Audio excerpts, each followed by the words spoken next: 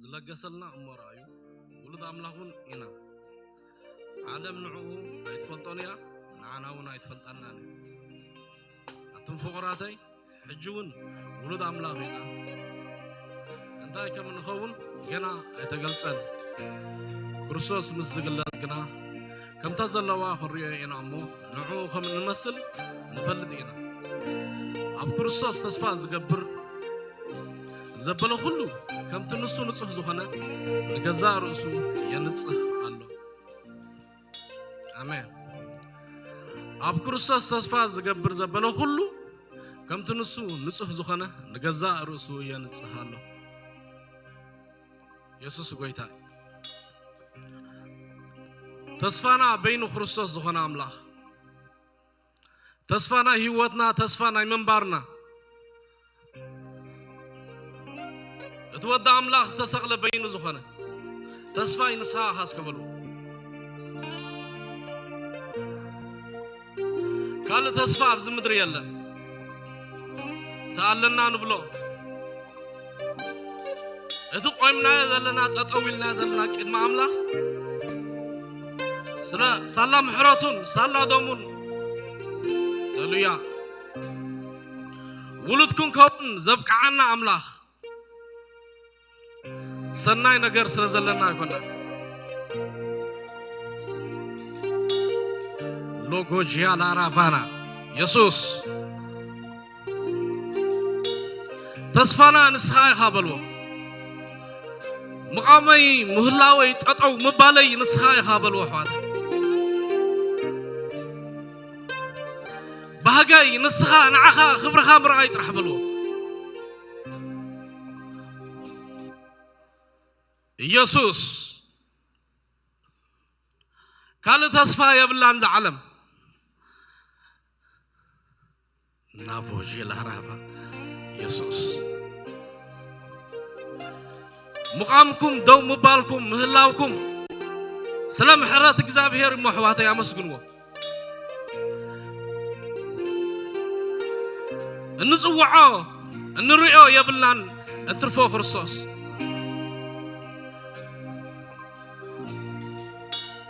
ودا أملاخ زلوا هيوات هالو ودا أملاخ زي بلو هيوات يبلو هيواتا ينسخاء خابلو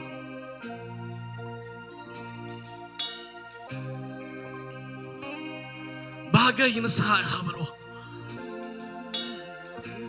سلازم عالت زبارغو سلازم أملاخ سناي نجار زلوا الناس تصبح سناي نجار زقبر محراتو سلازي تودا هللويا سنايو زي ودا أملاخ كبره باك الله سكبلو أفلوت أهبوا بهواتكم حواتي أبنا براهم أبحادركم أولدكم لا بوش لا راجعنا منور سلانا يسوع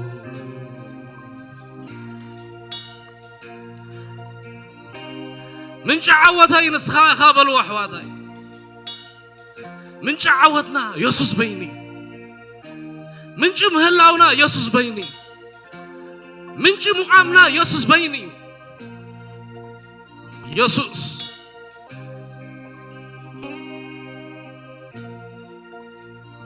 كم مسكال وصعين فلط يبلنا أحواتي موتات كم زنبرنا نفلط لو ممكن هياوان غيرنا من بارك بخرصاص راجبرنا حواتي إن بخرصاص نبرك هيوات هاي كنا كم بخرصاص وصعي يتنبره هيوات هاي كنا نمو نسخا خامن شعي بلو نسخا خا تصفاي بلو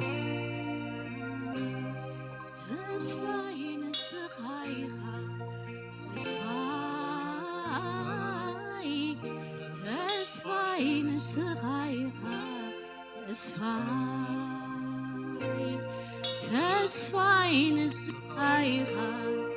الصيحة تسفاين الصيحة تسفاين لون زبلو تسفى زقبرو سخايخا علو نزبرو تسفى زقبرو سخايخا من دلني بزيكاخا أملاخي من دلني بزيكاخا يسوس من دلني بزيكاخا أملاخي من دلني بزيكاخا يسوس أبزا مدري أنني لي زوك حلو رزا يودقي وفيزم لالو أبزا سبار برنا بلكو سحقو سلو نسخة مسايم اللقايو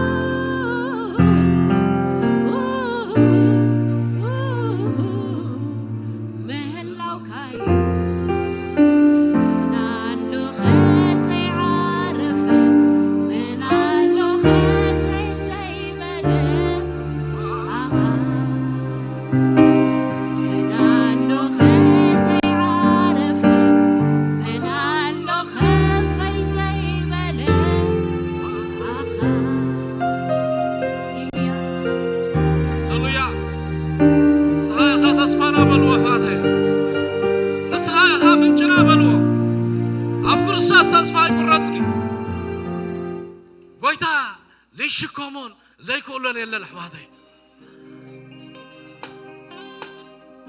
صرنا زي شكم أرعدنا زي شكم نصو بيني حوادي لما نكالنا بلوه كال منشي بلان بلوه حوادي أب كرسوس تسمعت قرص نفس خيته اللي ما أخلنا حوادي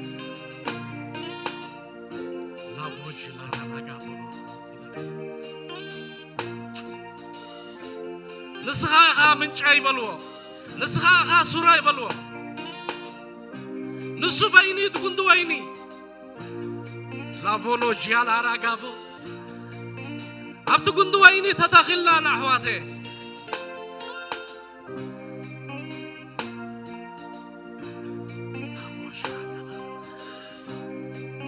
بزي بقى هيوت يبلان بلوه نسخة هيوتي نسخة من شاي بلوه بقى تسفى يقرص بلوه بيناي تسقع بيناي شكر هذا لها أب كرساس كنت تسفى لك حجون حوي حفتي أب كرساس كنت تسفى لك حفتي هللويا نحنا ولدنا يتعاملنا حواتي اتخن قمتا زي نخل اتخن كريا زي نخل اتي بحسابنا خنبصحو زي نخل لعل عملاغي ناتو ولد مخانسي كنت يدسبلي ولد عملاغ كن بحالسي كبيز بلا فقر أفكارنا سناي نقر سنزنا برنا يكونان نقر كن بولدو بمحراتو عرق الناس سفتوات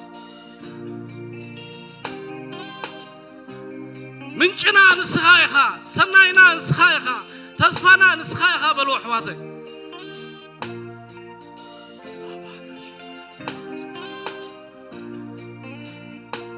يسوس نسخايخا قلبتي نسخايخا حيلي نسخايخا تسفاي أبو كبرتنا نسخايخا وحسنا نسخايخا نمنا كاللهم قبايا أبو باقنا ناتكا خبر براي ناتكا سناي نقر براي كون لعل زاد الستي يلن قويتا بإيسوس كرسوس كم قبائنا بخان قربان لنا بحدش تسفى بحدش حيلي بزنو قوازق تتسعنا إذن أي مسكال هللويا يسوس قويتا نبغى متمات كون صلى الله قويتا بيسوس كرسوس نبغى متمات كون صلى الله بملو عيننا تكرنا نعاغري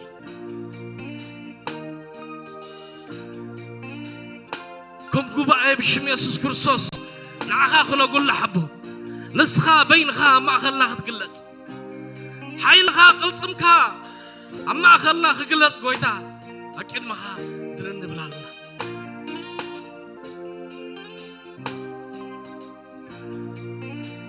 كالا حقوس يبلنان كالا دستا يبلنان نسخة قن من جنا يخا قويتا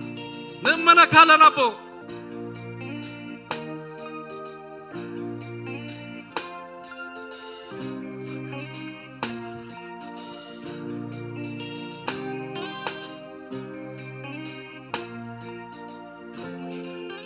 قويتا بإيسوس كرسوس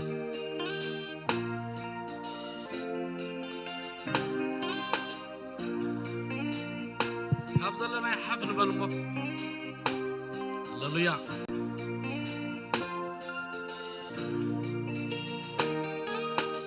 هللويا كاب أملاخ استولد زبل كله نعلم سعره ثان علم سعره اللي عودك من ذي بأمنت بحيلين أب كرسوس متسقع هون بزن جوز صلوا بأمنت بتصفى ناب كرسوس مذياب هون بشم يسوس صلى الله ناب تبرخ حزنا خذيب قويتا ناب تزل على كبري حزنا خذيب بشم يسوس كرسوس صلى الله لما عند قويتا يدايب أنبلو مرحنة هذا لازم قباني تخذيب لازم قباني مرحنة بلو بأمنت بتصفى ناب خلق قرب علينا بلو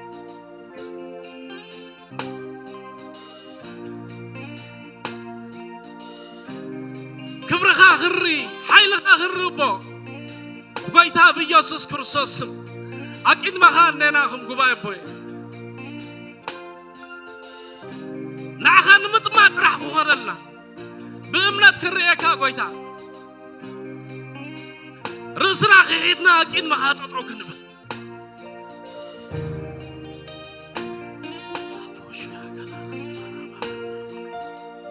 قويتا بيسوس كرسوس بين خان عقاخنا قول لحبو بين خان نسخا خدرا معغلنا بين خان حساب كات راح فتسم قويتا حساب سقاط أطاويلو ناي منفس نقرت راح خونا بزم آخر قباي كم فقط كا خم باقا خاطة أو كنبل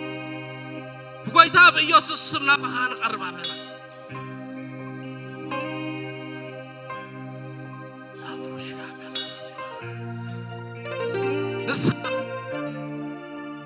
بين خا أمك أمو قويتا يسنا نقر سلزنا برنا كنا نأكيد ما خاطنا نقر جن بمحرات كاس عرق الناس فتخا لو مخا بحيل اختدى يبنا أكيد ما خان قرب علينا قويتا بإيسوس بأمنت أبا خان تسقع علينا بو نسخة صندق على ما ناس زخنكا كبر نهبك علينا قويتا بإيسوس كرسوس آمين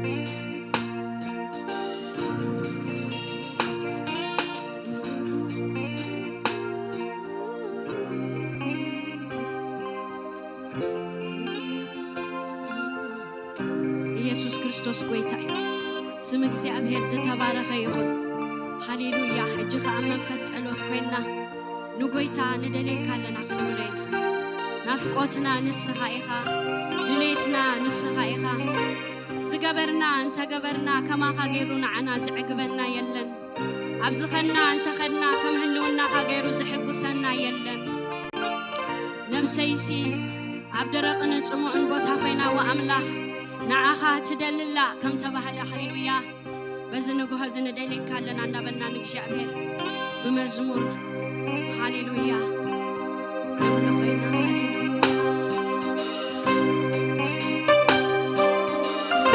اللينا يا ما هي وتنجر عن السماء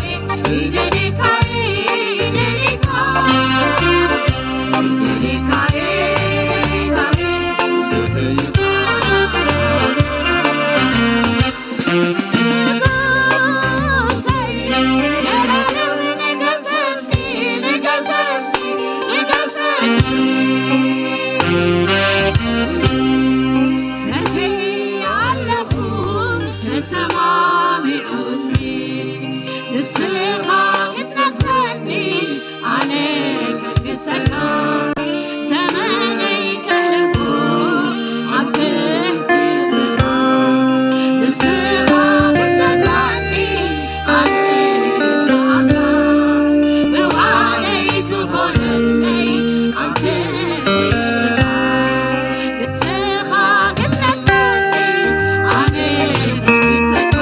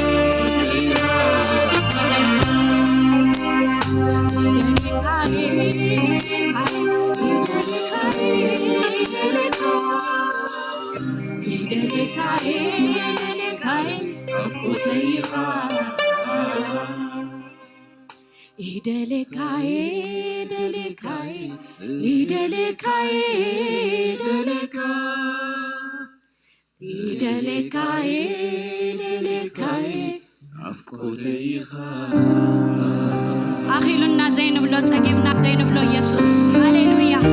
كل جزء ننافقه كل جزء نفتح كل جزء نخبره هاليلويا هاليلويا هلو إنه كبرنا هلو إنه حرنتنا هلو إنه معرقنا هلو إنه صباقنا بزي هلو إنه ولا حتى أيقوننا هاليلويا كل جزء ندليونا زهلو الناس يسوع كريستوس قويتاي هاليلويا هجو خامل إسلام إخزيابير كنبارو خوينا هاليلويا أما أخلنا تهلو دو تخونو إخزيابير سي ناتي نجر عيريوني زلو كم مفزح كنتات كم مفزح ساعتات كم معلتات عمتات نجري يلن بك أخزيابير عيريننيو أي سمعننيو نبل نهلو دو نايك زعبير قال انتايلو أبي سايس كزارب كله أتا يعقوب نمن تايخا كم زتبل أتا إسرائيل سي نمن تايخا نجري من كابك زعبير تحابي يتبل فرديك عكاب أملاخي تحاليفو يتبل اتي نوسنات مدري زفت أرى زعبير زي مرمر مخانو هاليلويا كم زي دكمن كم زي هلنن يأمرو كم زي مرمرن أي تفلت عندو إخا أي سمع خاندو خيلو هاليلويا نسو ندخم برتعي يهبيل هاليلويا نسو نوف عيلي يهبيل هاليلويا عاقبا زيدخم يوم يحلالي يوم عبات حوان سنكلكل إلوم يودكو يوم اتهم نكزي عبهير دتقبيو قنا هاليلويا هايلوم كم نسري يحد بكم نسري بخنا في ديبو يقودمو هاليلويا أي هللون يقودمو أي دخمون إلو يسوع كريستوس بيتاي اتن وسنات مدرز فترة زيابهر كم زي هللن كم زي دكمن يأمرو كم زي مرمرن أي تفلت اندو أي سمع خندو خيخايلو هاليلويا كنغري كابك زيابهر ما بك أي رأينو أي نبلنينا أنا أملاك إمو أي تفرحيلو أنا مساخة إمو أي تشبريلو هاليلويا نت مساخم زلو سب إما نمبر أي تفرح بلو هاليلويا نغري كابك زيابهر أي رأينو أي إما نمبر أي تفرح بلو ودقيمكم اتي نزرت بوز قبر يسوس لما عبزمنا ون علويو عبزمنا ون علويو اتي نتحطات بسرات زبسرة نمروخات حارنة زعوجة هاليلويا نأسرات مفتح زقبر يسوس لما ون عبكل التشهن عسران 4 كي دخمة كي تحللة علو ينسو علو ينسو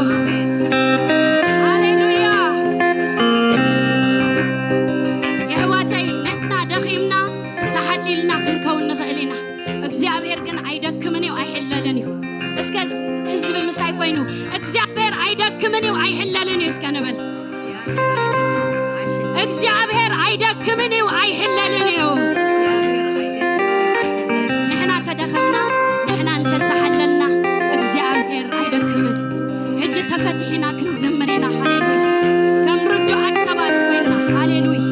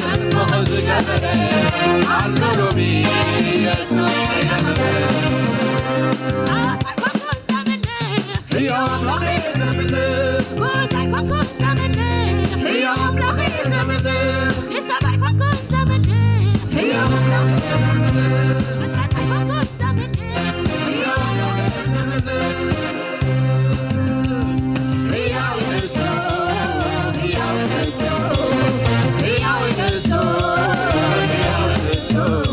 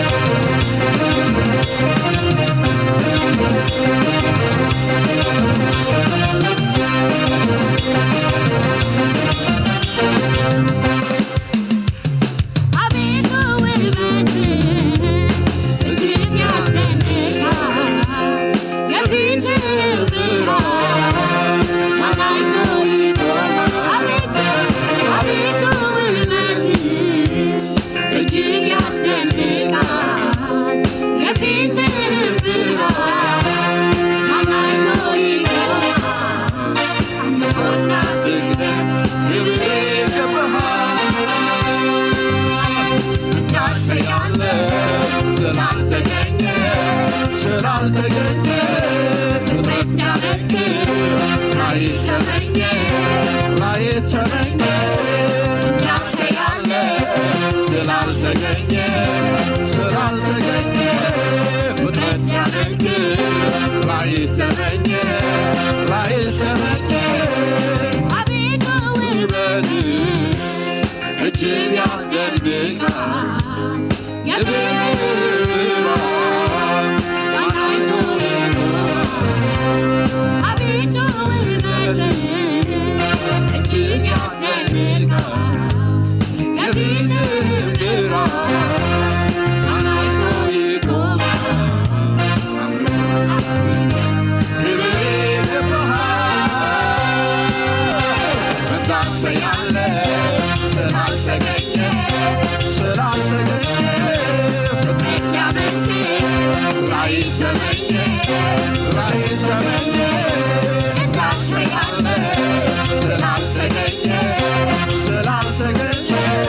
ፍጥረት ያመልክህ ላይተመኘ እንዳንተ ያለ ስላልተገኘ ፍጥረት ያመልክህ ላይተመኘ ይሄን አምላክ እዩልኝ እግዚአብሔርን እዩልኝ ይሄን መልካም እዩልኝ ይሄንን ደግ እዩልኝ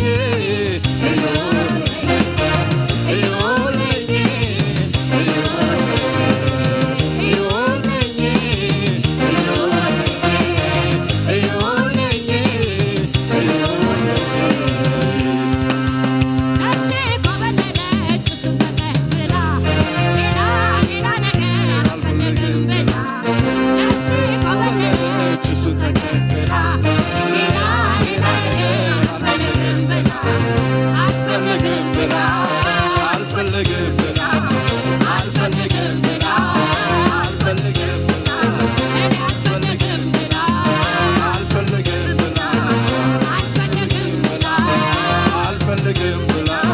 ምን ያደርጋል ብላ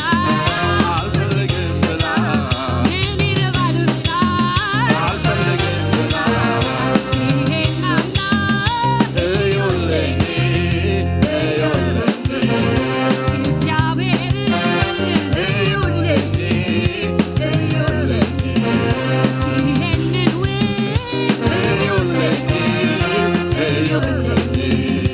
ይሄንን ደግ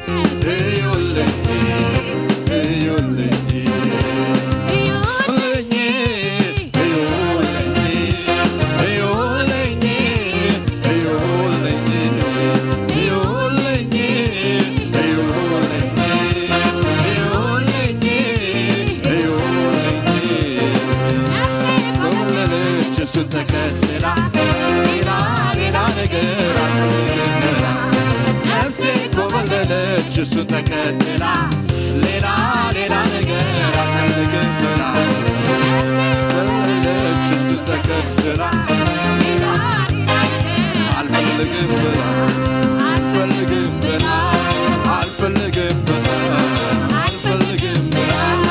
አልፈልግም ብላ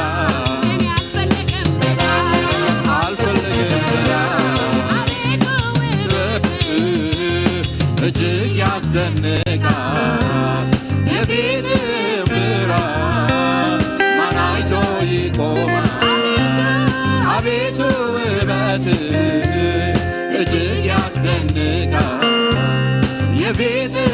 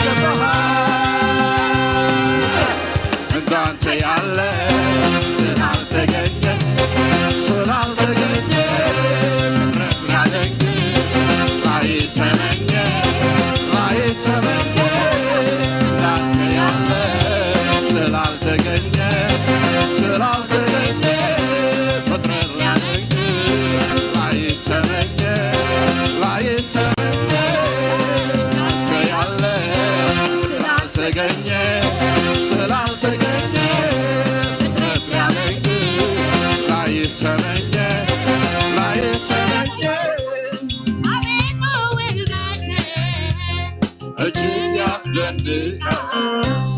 የፊትህም ብርሃን ማን አይቶ ይቆማል አቤቱ ውደትህ እጅግ ያስደንቃል የፊትህም ብርሃን ማን አይቶ ይቆማል አምልኮና ስግደት ክብር ይገባሃል እንዳንተ ያለ ስላልተገኘ ፍጥረት ያደርግ ራእይ ተመኘ እንዳንተ ያለ ስላልተገኘ ፍጥረት ያደርግ ራእይ ተመኘ እንዳንተ ያለ ስላልተገኘ ፍጥረት ያደርግ ራእይ ተመኘ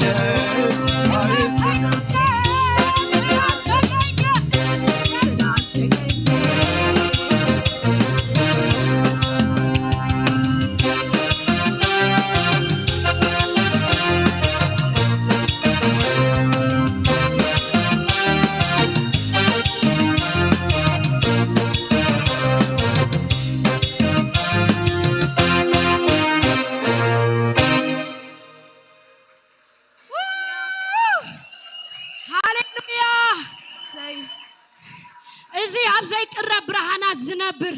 ሰማይ ዙፋኑ ምድሪ መርገፂ እግሩ መንግስቱ ኣብ ልዕሊ ኩለን መንግስታት ትገዝእ ዘላ ኣብ ኣምላኽ ኣነ ንስኻትኩምን ዕድል ረኺብና እስከ ዘለና ክብሪ ነምፅኣሉ ዘለና ዕልልታ ነምፅኣሉ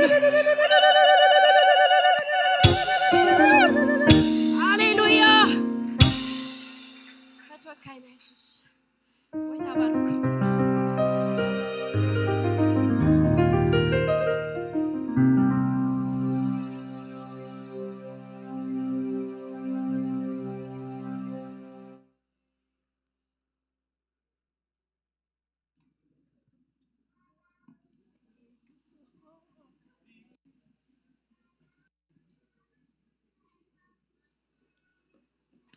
ሃሌሉያ ክብር ሁሉ ንኣምላኽና ይኹን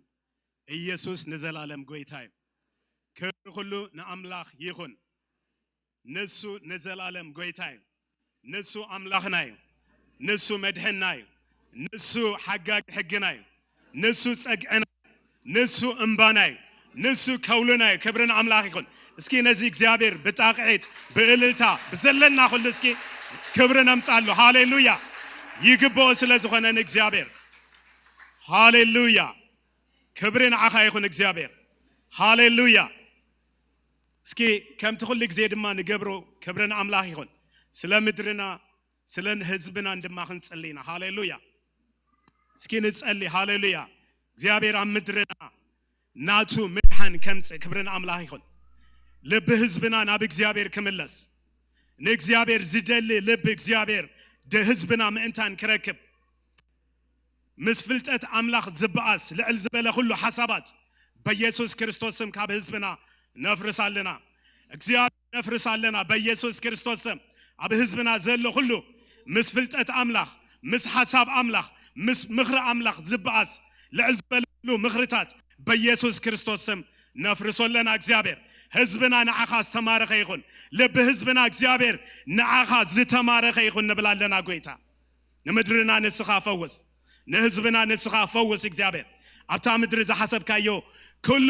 ጽቡቕ ነገራት እግዚአብሔር ክትገብር በኢየሱስ ክርስቶስ ስም ንጸልለና ብንልምነካ ዘበለ ኩሉ ጊዜ ትሰምዕ ኣምላኽ ኢኻ እሞ እግዚአብሔር በኢየሱስ ክርስቶስ ስም ንህዝብና ደሓን ግበረሉ ጽቡቕ ግበረሉ ነዛ ንነብራ ካናዳ ድማ እግዚአብሔር ብኩሉ ነገር ንስኻ ክትባርኻ ንጸልለና ንህዝባ ባርኽ እግዚአብሔር ኩሉ ድማ እግዚአብሔር እቲ ናይ ቀደም ኣቦታቶም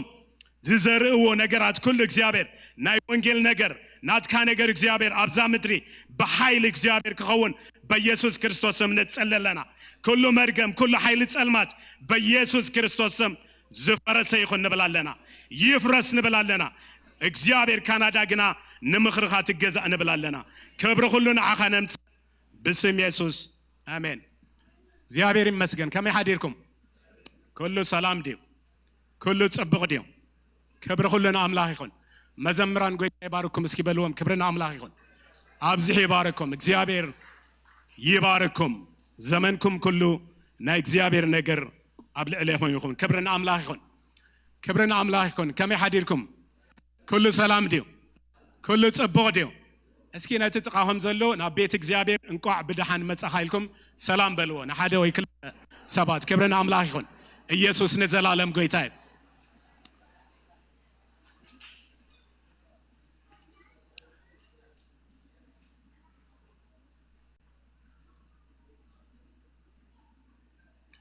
ናቤት እግዚአብሔር ንኺድ መስበሉን እንታይ ገበርኩ ይሉ ተሐጎስኩ አቤት አምላክ እንታይ ያለው ሐጎስ አለው አቤት አምላክ እንታይ ያለው በረከት አለው አቤት አምላክ ሁሉ ሰላም አለው ክብርና አምላክ ይሁን ኢየሱስ ነዘላለም ጌታዬ أب مصحف قدس كم بكل غسي ساول كبيت كساول هاديمو أبيت أبي ملك الله مستباهلسي بكا أنتاي ساول يهدم يزلو ساول يساقو يزلو جن أبكوزر شمون تنتايلو مسيلكم أنا جنا أبيت أملاك كم لمعتي أولئي أبسق أملاك نزل عالم أوكليلو كبرنا أملاك يخون مع بلاد تفلا لي نجارات ولا أنت مسو توكلتو أمني أبسق أملاك كبرنا أملاك يكون أبي أبتنا إكزيابير نجر جن أنت يجرو توكل تجرو سلازي يلملم يعنبب يخيج ما كبرنا أملاك يكون يسوع نزل عالم قويتاي سلازي بستفلا عليه نجر تحلفون دحر عليكم أنت هم كتب لي زلكم كم دايت ولا أنت تساقكم ولا زخون نجر أبيوتكم من دحر ماتيسي أنت هيك نبلا لنا أبيت أملاك كم لمعتي أو لعي كبرنا أملاك يكون نإكزيابير تأجد ما بلع عليه سلازي منم زناوت أن نجار يلون أندابل كخت كتسلو نا إكزيابير مخري كبرنا أملاكون لما جمرة جزين أبيني البيتكستان زمتة قاشة عند حرالي زلمة دالنا سلام كنبل كابي كم زمتة شم كلالينا لما جمرة جزين زمتة عند حرالي أوكي مارتي حف بلمو شم كلالية ما أنا سلز فلتاي مارتا كواتلانتا جورجيا كبرنا أملاك يكون صادم دقايم مارتين قاعد حن مساخ كبرنا أملاك يكون يسوع قويتاي قال قاشان دحرالي هراي شمكا أتسقى بيبهال كابي كاب داون تاون تولد على كل سنة اوكي قويتاي بارك أنكو قاعد حن مساخ هنا praise God يسوع قويتاي قال حدش اوكي بدحري تسالاتك اوكي هراي شمي محرتي بال كاب إثيوبيا عملتي. أوكي محرت كاب إثيوبيا قاعد عن مساحة محرت كبرنا أملاك يكون كاله بزم بريل له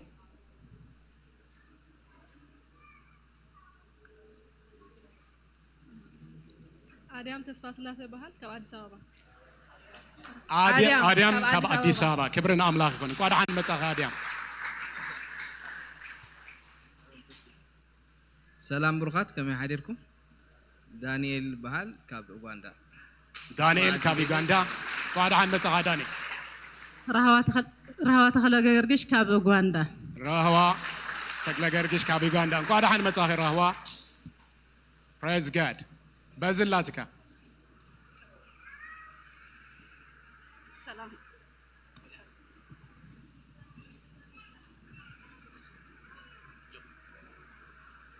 سلام كم يحضركم أنا يسول ده بحال كاب عاد إنجليز إلسا كعاد إنجليز إلسا قاعد عن مساحة إلسا أنا كاتيون بحال كاب إندونيسيا متى سيون كاب إندونيسيا زابير المسجد قاعد عن مساحة سيون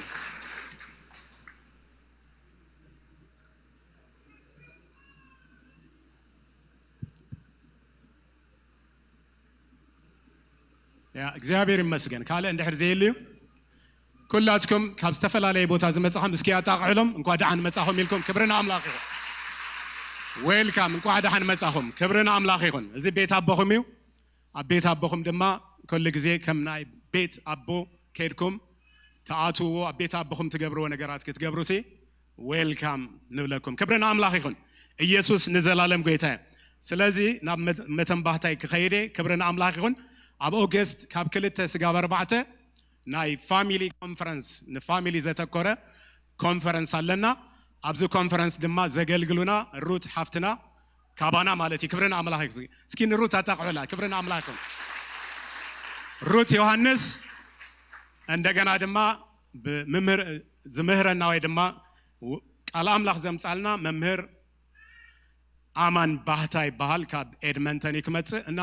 ግሩም ዝኾነ ናይ ኮንፈረንስ ጊዜ ናይ ፋሚሊ ክህልወናዩ ስለዚህ ኣብቲ ጊዜቲ ክንርከብ ዓርብ ሰዓት 7 መደብ መንስያቲ ወለድም ምሳታቶም ክንመጽ ንኽእል ኢና እንደገና ድማ እቲ ዘሎ ኩሉ ክስታያት ከምዚያ ትራክ ክስታያላትና ተዳልያላ ኩላትና ንውሰድ እሞ ንኻልኦትም እንዳዓደምና ክንመጽ ቤተክርስቲያን ተተሓሳስብ ክብርና አምላክ ይሁን እንደገና ድማ እዚ ጁላይ 22 ስጋብ 28 እዚ ወንጌል ወፍር ወንጌል ክግበሪ ማለት እዩ ኣብዚ ከተማ ዕለት ክንደይለ ጁላይ 22 ስጋብ ጁላይ 28 تسعة دما نجوه زت عمكم ساعات 10 AM ኣብ ቸርች ማለት እዩ ናይ ምሸት ንጎ ሰርሑ ድማ ናይ ምሸት መጽኹም ሰዓት 6 ስለዚ ጁላይ 22 to ጁላይ 28 ናይ ንጎ 10 AM ናይ ምሸት ድማ 6 PM ናይ ወንጌል ወፍርለና ማለት እዩ ክብርና አምላክ ይሁን ካለ ድማ ሕብረት ደቅ ኣንስትዮ ንቀዳም 27 ዛት መጽ ዘላ ቀዳም ሰዓት 2 ፈረቃን ኩላትክን ደቅ ኣንስትዮ ኣብዚ ንራኸብ ይብላ ኣለዋ ማለት እዩ ክብርና አምላክ ይሁን ካለ ድማ ብደቅና ኪድስ ሚኒስትሪ ዝተዳለወ ድማ ቫኬሽን ባይብል ስኩል እዚ ድማ ካብ ኦገስት 5 to 9 እንዲ ዝቀጽል ግን እቲ ምዝገባ ብቫይፐር ሊንክ ተላኢኹሎ ስለዚ ኣብኡ ንመዝገብ ክንምዝገብ ከለና ድማ እንታይና ንገብር ብሽምና ዘይኮነስ ብሽም ደቅና ኢና ንምዝገብ ካብ ግሬድ 1 ስጋብ ግሬድ 8 ዘሎ እዮም ከምዝገቡ ዝኽእሉ ስለዚ ኣብቲ ግዜቲ ካብ ሰዓት 9 ስጋብ 2 ፈረቃን ኣብዚኦም ዝውዕሉ ስለዚ ቦታ ድማ ወሰኒ ዘለና 50 ያሎ ቀዲሙ ዝተመዝገበ ቀዲሙ ድማ ቦታ ይረከብ ማለት እዩ ስለዚ ኩላትና ኣብቲ ሊንክ እንዳኸድና ንመዝገብ ክብርና አምላክ ይሁን ኢየሱስ ጌታ ክብርና አምላክ ይሁን ክብርና አምላክ ይሁን ኢየሱስ ንዘላለም ጌታ ድማ ፓስተር በረኸት ንቫኬሽን ንኽልተ ሰሙን ካባና ወጽኢሎ ማለት እዩ ስለዚ ምስ ፋሚሊ ወጽኢሎ ክልተ ሰሙን ምሳና የሎን ማለት እዩ ክብርና አምላክ ይሁን ኢየሱስ ንዘላለም ጌታ ስለዚ አሸር ንቅድሜት ክጽውዕ ስለ ሞባን አሸርን ክንጽልይና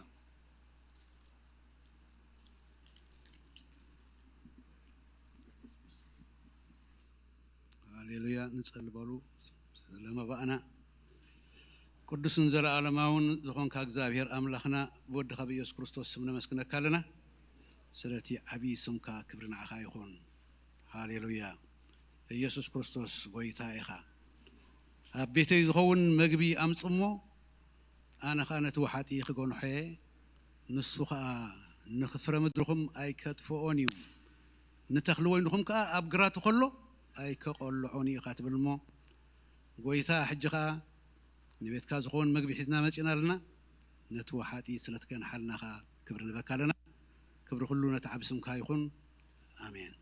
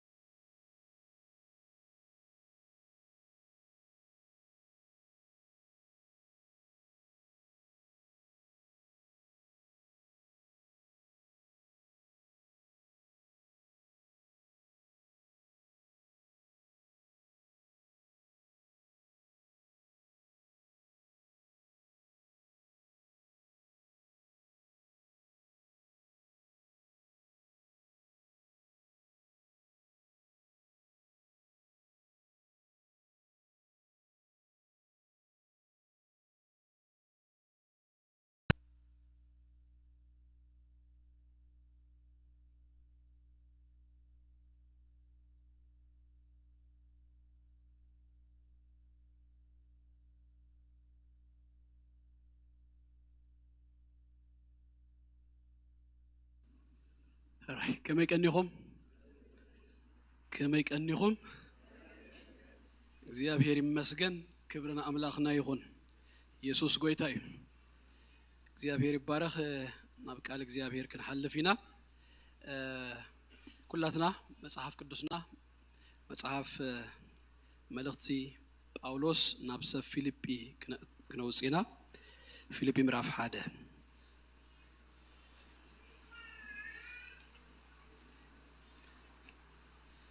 ፊልጵ ምዕራፍ 1 ካፍቅዲ 12 ክሳብ 18 ዘሎ ክፍሊ ሎማልቲ በህጽራቢልና ክንርኢና ነዚ ክፍሊ ዛውጽና እንድሕር ኮይና ከምቲ ኩሉ ግዜ ንገብሮ ንክብር ቃል አምላኽ ካብ ዘለናዮ ሓፍ ክንብሊና ካፍቅዲ 12 ጀሚሩ በስም ጎይታ ኢየሱስ ከምብቦኤ بحدش ترجم يزنبب سلازي قرب فليك بلكم خيليو ناي قدم ترجم زحاسكم سبات بسم يسوع كم بوي أتوما هواتي وريدون نزلوا نجر نمسفه وانجيل كم زخونا كتفلتو أدلي الله سلازي ون ما أنت كريستوس تأثيره كم زلهو بتوم بيت منجست زحلو والتحدرات بتوم كلهم زترفون تفلتو الله زبزو كابتوما هوات دما أنا سلت أسركو أب قويتات أنو بزي فرحات قال أملاخنا من قارون أزيوم تبقات رغبو قال يوم بكن إن بأسن قال يوم قنا بتصبق فقاد نكريستوس يسبك والو زوم دهروت نوانجيل سلا زتماغوت كلها كم زتأثر كفليتهم بفقري يسبك كله أتوم قداموت قنا أبرأس مع أسرتي تسابا 5 أولي داليوم بكن أن زي كونا بشارة نكريستوس يسبك والو مو غدعة أنت بتنقل أنت بكن أنا بزخنا من قدي كريستوس يسبخ الله بزي حجوس الله جناون حجوسي أتصير صلوات نسألي قدوس أبو بقويتا بكريستوس يسوع سم دقيمنا أنا مسجنا كلنا بزرف دزد ما كمن دجنا نبيتك أخاخيب كان نايها نأخاخنا مسجن نقدوس سم كخنصوّ እግዚአብሔር አምላኬ ከነخبረካ ከንዝምረልካ ዘእድል ዘዝሃብካና በኢየሱስ ስም ተመስገን ጅድማ ብትሕተ እግርኻ አሎና እትዘስተምህር መንፈስ እግዚአብሔር አምላኬ ክውሃበና ንሎማዓልቲ ዝኸውን ድማ እግዚአብሔር አቦዬ ማና ቃልካ በኢየሱስ ክርስቶስ ስም ነፍስ ወከፍና ክመጽእ ጸልያለሁ በህይወት ንነብር ካብ አፍካ ብዝወጽእ ቃል እዩሞ ጎይታዬ ካብ አፍካ ዝወጽእ እግዚአብሔር አምላኬ ቃል ሎሚ ንነፍስ ወከፍና ክረኽበና ክወሃበና ኩላትና ድማ በምስትዋል እግዚአብሔር አምላኬ ክንሰምዕ በኢየሱስ ስም ንአይ ኢልና ክንሰምዕ በእምነት እግዚአብሔር አቦዬ ምስ ህይወትና ክነዋሕዶ ክጠቅመና ብሽም ኢየሱስ ክርስቶስ ልምነካለሁ زجيزين إذا ساعتن هجون السخاخت كبرلو أما أخلنا بينها كب كتبل لأل كتبل نسخا بينها تكبر بيسوس سم نسألي نايز الزارب كونه نقولاتنا نسم منفسكا كوينا እግዚአብሔር አምላኬ ቃልካ ክንሰምዕን ክንዛረብን ደግፈና ክብር ሁሉ በኢየሱስ ስም ተጠቅልሎ ንአኻ ይሁን አሜን ኮፈሉ እግዚአብሔር ይባርኩም حراي እግዚአብሔር ይመስገን እዚ ቅንያት እዚ ከምቲ ዝሓለፈ ግዜ ዝብልናዮ አብዛ ዝሓለፈት ሰሙኑን ብጾምን ብጸሎትን ስለ ነፍሳት ክንጽሊና ቀልኒና ብዛዕባ ወንጌል ብዛዕባ ምዝርጋሕ ወንጌል ኢንፋሳይዝ ቤተክርስቲያን ዝሓበትሉ ፋክት ናይ ኩሉ ግዜ ቀዳማይ ነገር ናይ ኮን ድግቦ በፍላይ ድማ ኣብዚ ግዜያት ከሙ ጌርና ንአየሉን ሰርሐሉ ኢና ሞ እግዚአብሔር ይመስገን ሎሙነ ንሪኦ ቃል ብዛዕባ ወንጌል ይከኸውን አብ ከተማና ከም ትሪኦ ዘለኹም ሲ እጂ ማላ መርአያ ናቱ ሲ ሪፍሌክሽን ሲ ኤቭሪ ሰንደይ ኩሉ ግዜስ ሰባት ካብ ዝተፈላለየ ቦታታት ናብ ከተማ ይመጹለው ናባናው ይመጹለው አጋይሽ ኩሉ ግዜ ንቀበላለና ሕጂ እዚኦም ንጎይታ ዝረኸቡ የሕዋት ቤት አምላኽ አበያለው የሕዋትና አበያለው ኢሎምሲ ይመጹናለው 10 times ወይ ድማ ካብውን ብተዓጻጸፈ መንገድ ድማስ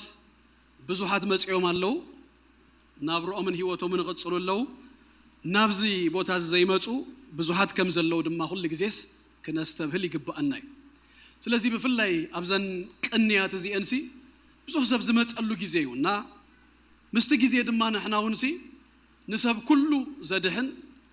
ወንጌል ተዋሂብና ለናሞ ዝናይ ምትዕራ ወንጌል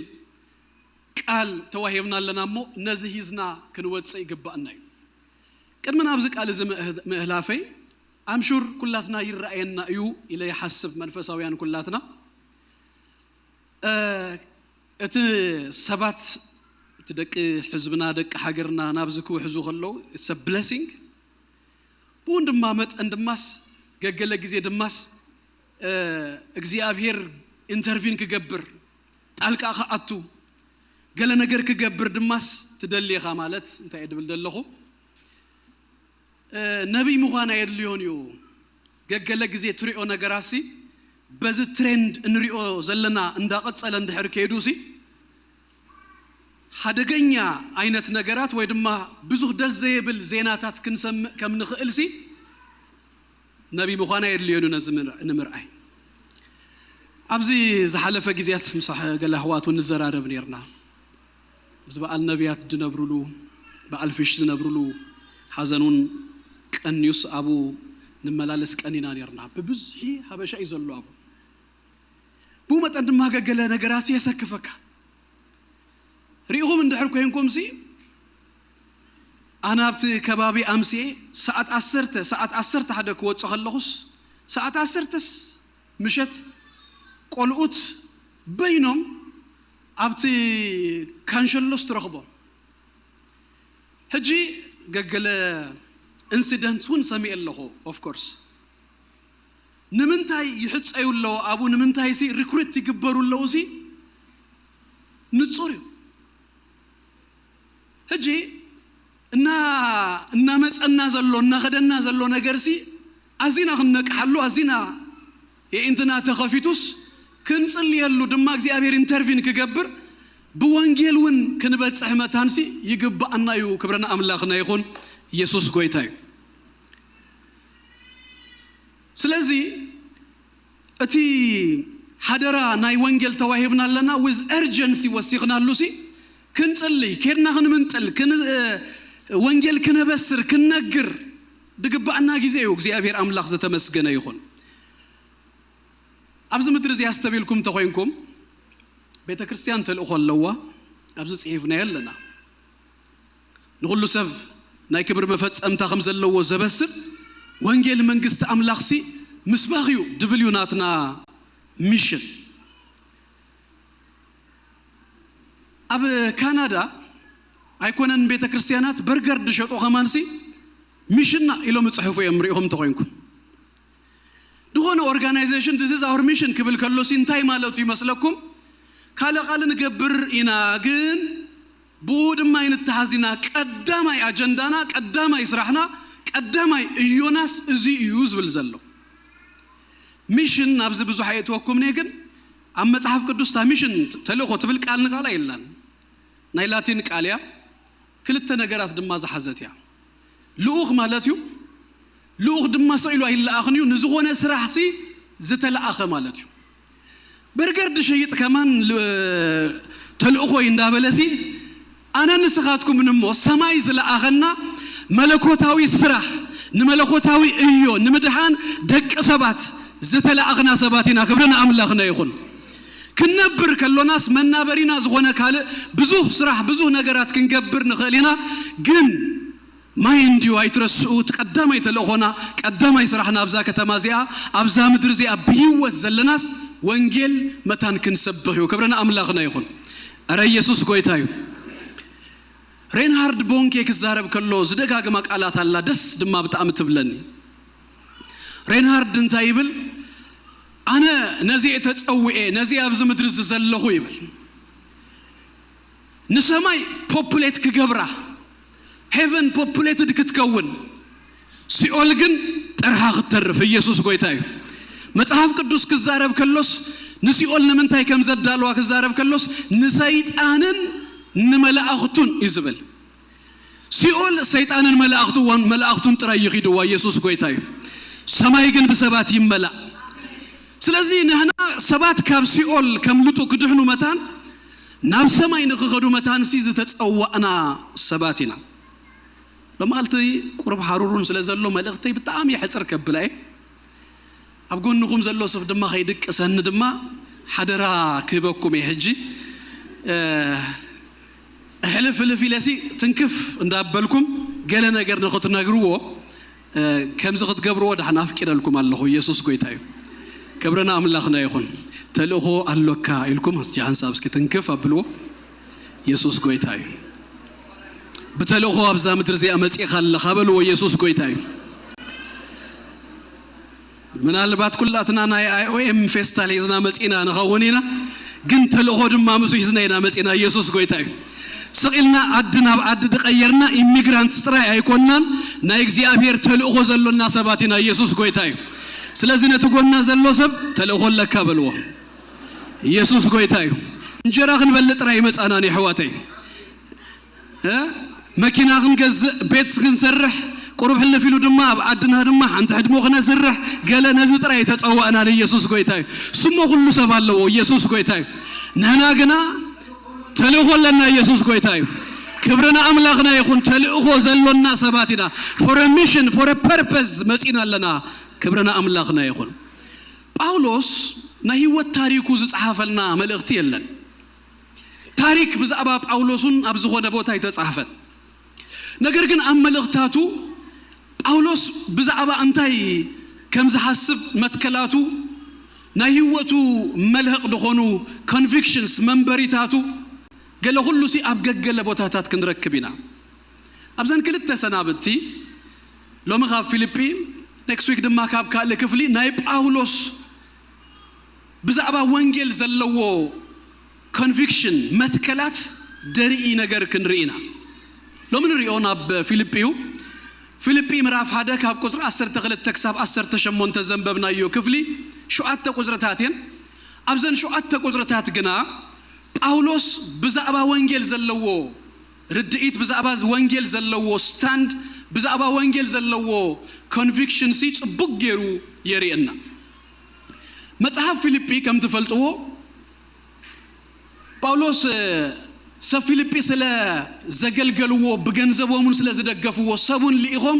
أبرو ما بزت أسر اللوجيزة سلا زبط هو كمس جنوم متانيو دب بيت إيه فلهم ناس دب بيت إيه فلهم كلو باولوس mainly نمسجانا يوت إيه فو thank you كبلومي قد من قدو thank you كبلوم كلوس بزو حسابات أبزن 4 مرافات نجيرونا أبكل التبوتات دما زوم سبات اليوم بتأمل بتسميت حنكا ويلهم تسبي ونجر زنبرة حدث كماي يلو يغون زحواريانا يبلوس لزنبرو باولوس أب كماي أين تكون تات كمزلو ينقرم مالتيو تعنتي أبزاك في الزيا كنا جرمكم زوم سبات اليوم بزعباب باولوس كسمو بزعباب باولوس أبي اللون تأين تكون تات الله كسمو يوم تسبي زلو باولوس جناجن ملختو جمر كبل كله مراف هذا كاب قصر هذا كساب أسرت هذا بزعبو أب كم زاينة تكون تاتلخو قال إلوس زربا يجمر نبور كل جزء كم زقبرو قصر هذا نكلتن سلام تام سقربه كاب قصر سلسة كساب شمونته اتقداين ناي باولوس دا يكونس اتقداين ناي فيليبي جرو بزعبو يمسجنهم بزعبات صبقهم إنها تقاسة بمسجنا بزوح مستزاربك كساب قصر شمونته كاب قدرة شعات كساب أسرت هذا زلود ما يسأل الله باولوس كم زاينة لماذا الله نزيد صحيح اللهم زبلوا سبات زبلت محبر زبلوا كل شيء كل جزء يسأل الله نتسألوتهم نتسألوت دم ما يصحفوا سلازين سب فيليبيون زسأل الله ألوت قدرة شعات كساب أسرت هذا مسنجرهم هجيب زعبها كنا تعطي مت نساتهم جن كان يماجن كم زت أكيبهم يوم زلوا بزعبها باولوس دصحافو دبداب بكنبب كلو كسا قدر 10 حدث انت ز حوارياس انت يكون كوينو يخود كما يالو እንዳበለው يمدصبي زلو እሱ ግን ጉዳዩስ بزعبو ኦም ገይርዎ ጸንዩ ህጃብ ቁጥር 10 ተኽልተ ክበጽሕ ከሎ ብዛዕባ ገዛ እርሱ ይነግሮ ዝገጠመው ኩነታት ከምዚያታ መልእኽትሞ ዳህራይ ንሽተይ ዝርዝር ከብላይ ዝገጠሞ ኩነታት ይነግሮም እዚ ዝገጠሞ ሽግር ክልተ አይነት ሽግሪው ዘለዎ ኩነታትን ናይ ሰባት ድማ ሽግር ኣለዎ ንግልትዩ ድማስ ጳውሎስ ከመይ እግዚአብሔር ንጽቡቅ ከም ተጠቀመሉ ንሱን ብኡ ከመይ ባህ ከም ዝብሎ እዩ ዝነግረና ቁጥር 12 ክንበጽሕ ከለና ናይ ጳውሎስ ኩነታት በኸምዚ ጅምሮ ግና ኸኢልዎ አህዋቴ እቲ ዝበጽሐኒ መከራ ንምስፋሕ ወንጌል ኣዝዩ ከም ዝጠቀመ ክትፈልጡ ደልያለሁ እጅን መጀመሪያ ጊዜ ዝነግሮም ዘሎ ኩነታቱ ተኣሲሩ ይዘሎ እጅብ ናብዝ ብዙ ሃይከኣቱኔ ግን ሓንተ ሐሳብ ግን ተቀሳቢለ ጥራይ ከሐልፍ ጳውሎስ እንታይ ብሎም ኣሎ እታ አንደርላይን ድገብረላ ደሎ አስተብልዋ ክትፈልጡስ ደልያለሁ ይበል እንታይ ክፈልጡ ይዝደል ይዘል እዚ ማዕሰርተይ ንምስፋሕ ወንጌል ከም ዝጠቀመስ ክትፈልጡ ደልያለሁ ጳውሎስ ህይወቱ ዘበለ ሁሉ ትናቱ ተልእኮ ትናቱ ናይ መጀመሪያ ነገርሲ ምስፋሕ ወንጌል the advancement of the gospel ሲ ናቱ ናይ መጀመሪያ ዋና ነገር ናይ መንባሩ ትርጉም እዩ ውርድ ይሉ እንዳሕራይ ናይ ህይወተይ ክርስቶስ እዩ ሞቱን ረብሃዩ ይዝብል ምኻድዩ ዝሕሸኒ ዝመርጽ ተጸናሕኩ ድማ ንኣኻትኩም ክጠቅም መታን ይዝብል ስለዚህ ናቱ ናይ መጀመሪያ ነገርሲ አብዛ ምድር ዚአስ ዝሞተሉ ህይወቱ ዝሃበሉ ጉዳይሲ ናይ ወንጌል ምስፋሕ ጉዳይ አንተ መጽሐፍ call to die ትብል መጽሐፍ አለና አቡ በጣም ዘገርሙ ናይ ሚሽነሪታት ታሪካት ተጻሒፉል ካብታ ሓደ አቡ ተጻፈ ሓደ ሚሽነሪ ጄምስ ካልቨርት ይባል ጄምስ ናደ ግሩፕ ሂዙ ሚሽነሪ ሂዙ ናብ ፉጂ ይኸይድ እና ናቡ እንዳኸደን ከሎስ እቲ ጀልባ ሂዙዎም ዝኸይድ ዘሎ ሰብ ከምዚልዎ አቱም ሰባት ርግጸኛ ዲኹም ናብዚ ሕጂ ክትበጽሕዎ ወንጌል ክነብጽሖ ኢና ኢልኩም ትኸድዎ ማህበረሰብ ስጋ ሰብ ዝበልዕ እዩ ክትሞቱ ኢኹም ክትጠፉ ኢኹም እና ርግጸኛታት ዲም ናብዚ ክትከዱ እና በለስ ይዛረቦ ሽኡ ጄምስ እንታይ ኢልዎ መስለኩም ብራዘር ኢልዎ ስቂልካ ጥራይ ጉሰደና ነና ናብዚ ኸይተበገስና ኸለናስ ኣብ ኣድና ኸለና መይትና ኢና ኢሉ ታይ ማለቱ ንክርስቶስ ንሕናስ እንታይ ኮይና ኢና መይትና ኢና ጳውሎስ ትዝክሩ ኢኹም ምሽ ናብ ኢየሩሳሌም ናብዚ ማእሰርቲ ክመጽእ ኸሎስ ኣፈቆዶ ቦታታት ኣብ ዝኸዶስ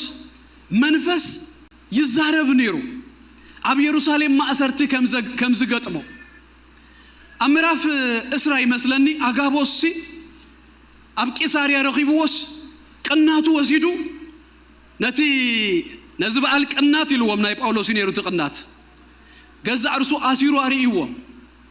አይሁዳውያን ኣብ ኢየሩሳሌም ከኣስርዎ እዮም ነዛ ባሕሊፎም ድማ ክህብዎ እዮም ኢሉ شو سبك صاري أقول لهم سيك لمن وجميرهم نباولوس أيتغيد قبل وجميرهم تازربا قلت أسئلة زغنت كم تنا يسوع مالتها أيهود كهزوا نهزا بحلفهم كهبوا مالت بأيهود كتحازيو الساتهم كساموت سلزيك أتودما نموت دبت سحنا جرسي كما تقول ينزل مالتيو سلزي مسلم منو أتوم سبات نمنتهي تدكمون اللهم يلو أنا كون كريستوس كسا موتو كوا موت اللوسي أبيز إزله والسين إزله يلوم شو يو بارسي فقد إخزيابير يهون إلنا حدانا زبل نموت جزء أرسوس زده لو السبيو كسا كندزي نجزء أرسوس زقبت سبيو باولوس نهواته يبلو مالو إذا ما أسرتي زقت أمن ما أسرتي نمسفح وانجيل كم زتقام يختفلتو يدلي الله باولوس ناب فيليبي مسمته زقت أما تاريخ فيليبي فلتيو هانت جزء سبيت نيرا زها جزء سبيتي منفست انقولا زنبريا نباولوس دم مابزز زغدو زومنا أملاخ سباتيوم قالنا بلسي دحريوم تزارب زنبرت سبيتيا دهارجن باولوس مسجن هنا تمنفس زاسب كابت ما أسرت تفتيها زاسب جنا جزءتيا ነቶም ዋናታታ ናይ ገንዘብ እቶት ሶርስ ኦፍ ኢንካም ምንጭ ናይ ገንዘቦም ስለ ዝነበረት እቶቶም ስለ ዝነቀጸ እሳ ካብቲ መንፈስ ምስተገላገለት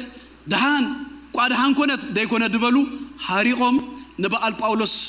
ጳውሎስን ሲላስን በዚ ምክንያት እዚስ ወሲዶም አቀጥቂጦም ኣብ ቤት ማእሰርቲ ከም ዘእተውዎም ይፈልጡ እዮም ሰብ ፊልጵ ኣብ ቤት ማእሰርቲ ምስ ኣተው ድማ ጳውሎስን ሲላስን ኣታ አምላኽ ወንጌልካና ሰበኽና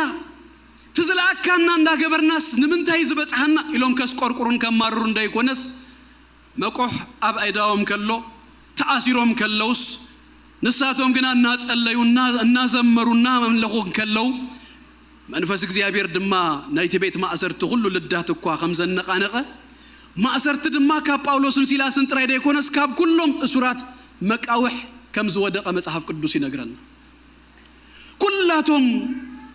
ቶም ኣብታ ቤት ተአሲሮም ዝነበሩ ዝተፈትዮም ተሐለቃሚት ድማ ገዛ እርሱ ከጥፍ ምስበለ ጳውሎስ ምስ ተፈትወሪኹም ጳውሎስን ሲላስን ጉያ ኢሎም ሲል ደጋ ይከዱን አቡ ጸኒሖም ስለ ዝነበሩ አታሰብ ይልዎ ገዛ እርሱ ካይተጥፍ ኩላትና ብዝለና ህጂሰ ፊልጵና ዝፈልጥዮም ጳውሎስ ኣብ ፊልጵ ምስ መጸ ቤት ማእሰርቲ ምስ ኣተወስ ሓንቲ ለይቲ ከማን ኣይሓደረን ብተአምራት ወፂ ህጂ ግና أمراف إسران حدن يقوم ترغبوا باولوس أب يروساليم يأسر دهراي دما نابك إسارياس كل تأمت يتسأنح بدهريو دما نابك إسار يقبين سلازبلا ناب رومي متس سلازي كابتز تأسر اللوكس جي فيليبي دتسحف اللوس 4 أمت حاليفل 4 أمت ملوس تأسيرو كما يدخون دلو دبلسي حتى اللوم سلازي سكتفلتو دلي الله يلوم إذا ما أسرتي نمقفح وانجيل كم زتقم كتفلتوس إدل اللغيلو زوزبت حن مكرا نمزفح وانجيل تتكم الليو أملاخ يلو كما جيرو خم تتكملوا دما كلتا من قدي ينقرنا اتحادة كنقرنا خلص اتحادة من قد انتايس عب قطري أسر سلسة ترغبوه اتما أسرتي بكريستوس مخانو عبزلو سفر زبأنياتاتن عب كلاتهم كالوتن تقلص ايلو عب سفر زبأنياتاسي تقلص عب كلاتهم تفلتا انتاي ناي كريستوس اسور مخاني باولوس تأسيرو مسمتسا قبر هوريات ينقرنا يو مراف اسران شمون تاني مسلني قطر عسر تشدشتا ناي قزا اسور كوينو عبت مجمّر يستقمت قالو جزيات ነገር ግን ኩል ጊዜ ዝህልዎ ወተሐደር ከም ዝነበረ ይዛር ስለዚህ እዚ ዘበአኛ ተዋሂብ ወሎ በብተ ተራንዳ መጹስ ምስ ጳውሎስ ተቆሪኖም ምስ ጳውሎስ ተአሲሮምሲ ይህልዎ 24/7 በይኑ ኸውና ይፈቀደሉን ኩል ጊዜ ዝህልዎ ሰባሎ